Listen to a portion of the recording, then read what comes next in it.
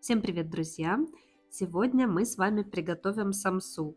Рецептов, конечно, существует много и несколько видов теста. Сегодня мы будем готовить слоеное тесто таким интересным способом. Как мы это приготовим, все расскажу чуть позже, а вы пока не забудьте подписаться на мой канал, если вы еще не сделали этого раньше. И, конечно, хочу вас попросить, чтобы вы становились спонсором моего канала. Любая ваша поддержка просто бесценно. Всю информацию вы найдете в описании под видео. А мы начинаем приготовление с теста. Список ингредиентов вы также найдете в описании под видео. Итак, нам понадобится теплая вода и соль. Хорошо все перемешиваем и добавляем в просеянную муку. Замешивать я буду в планетарном миксере, насадку использую крюк. Замешивать нужно примерно 10 минут, чтобы тесто стало эластичное и гладкое. Но, конечно, вы можете замесить его руками, как вам будет удобно. Мне, конечно, удобнее, чтобы планетарный миксер все сделал за меня. Тесто слегка обминаем, вы видите, какое оно эластичное получается. Скатываем его в шар, убираем в мисочку, накрываем полотенцем и даем отдохнуть примерно 30 минут. За это время мы приготовим начинку. Начинка очень простая, тут не нужно ничего обжаривать. Просто берем фарш. Я использую говяжий, но вы можете взять любой. И понадобится много лука для того, чтобы начинка была сочная. Лук я просто пробиваю в блендере до состояния вот такой вот кашицы, но в принципе можно натереть на терке, на мелкой терке, если у вас хватит на это терпения. У меня не хватает, поэтому мне проще воспользоваться блендером. Итак, лук добавляем к мясу, туда же отправляем соль, перец, сушеный зеленый лук и сушеный чеснок. Если сушеного чеснока у вас нет, можно в принципе и свежий тоже натереть на терочке. Все, начинка готова, также отставляем ее в сторону. А наше тесто уже отдохнуло, оно стало более мягкое. И нам нужно разрезать его примерно на 3 равные части по количеству слоев. Теперь каждую часть мы скатываем в шар. И впоследствии мы будем очень тонко раскатывать каждый шарик. И подготовьте заранее место, куда вы будете выкладывать каждый раскатанный слой теста. Но давайте по порядку, чтобы вы не запутались. Итак, у нас получилось 3 шарика. И теперь каждый шар мы раскатываем толщиной примерно 3 миллиметра. Сначала вам может показаться, что тесто слишком тугое и его довольно сложно раскатывать, но со временем вы увидите, каким оно становится податливым, и каждый слой будет становиться все тоньше и тоньше. Просто наберитесь терпения.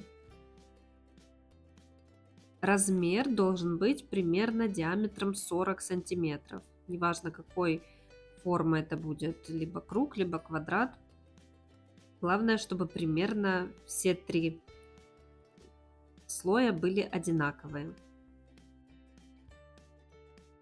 Итак, еще раз рассказываю, что мы делаем. У нас было 3 шарика, 3 части теста, и каждую мы раскатываем в очень тонкий слой.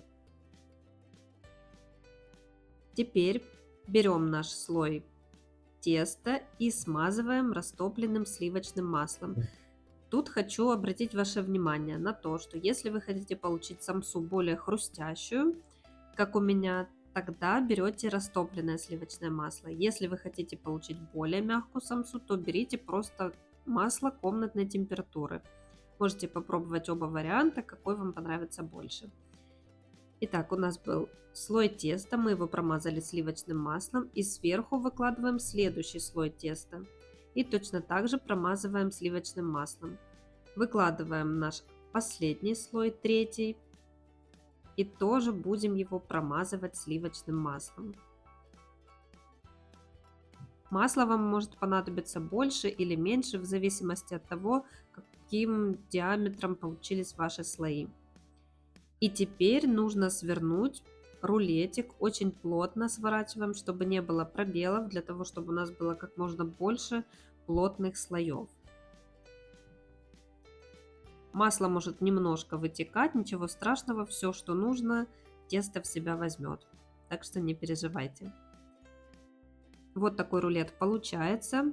Еще раз хорошо все прижимаем, чтобы все слои дружно друг с другом соединились.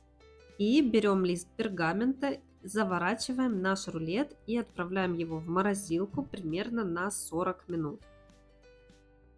После этого достаем наш рулетик.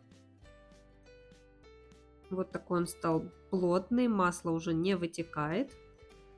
И теперь разрезаем на равные части толщиной примерно 1,5 сантиметра.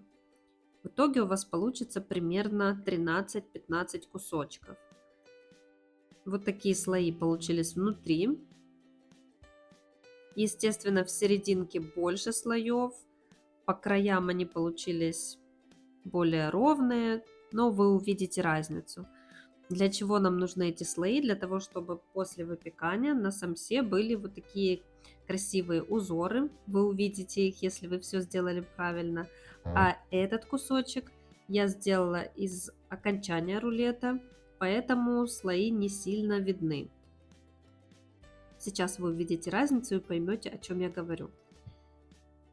Раскатываем мы не слишком тонко для того, чтобы сохранить слои в тесте. Но так как это был край рулета, слоев здесь особо не видно.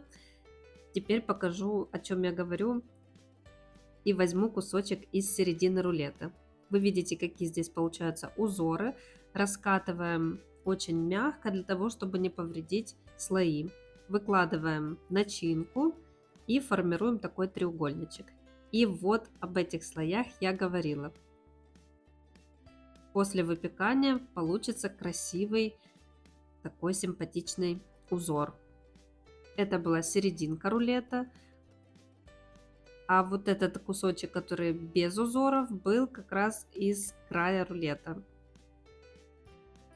Выкладываем наши кусочки на пергамент, на противень, застеленный пергаментом, и смазываем яйцом. Можно взять либо желток с молоком, либо просто взбитое яйцо. И теперь нам понадобятся семечки или кунжут, что у вас есть. Особой разницы это не играет. Будет красиво и вкусно. У меня здесь смесь семечек, кунжута и тыквенных семечек. Вот такая симпатичная самса у нас получилась. Теперь отправляем ее в разогретую до 180 градусов духовку на 30 минут.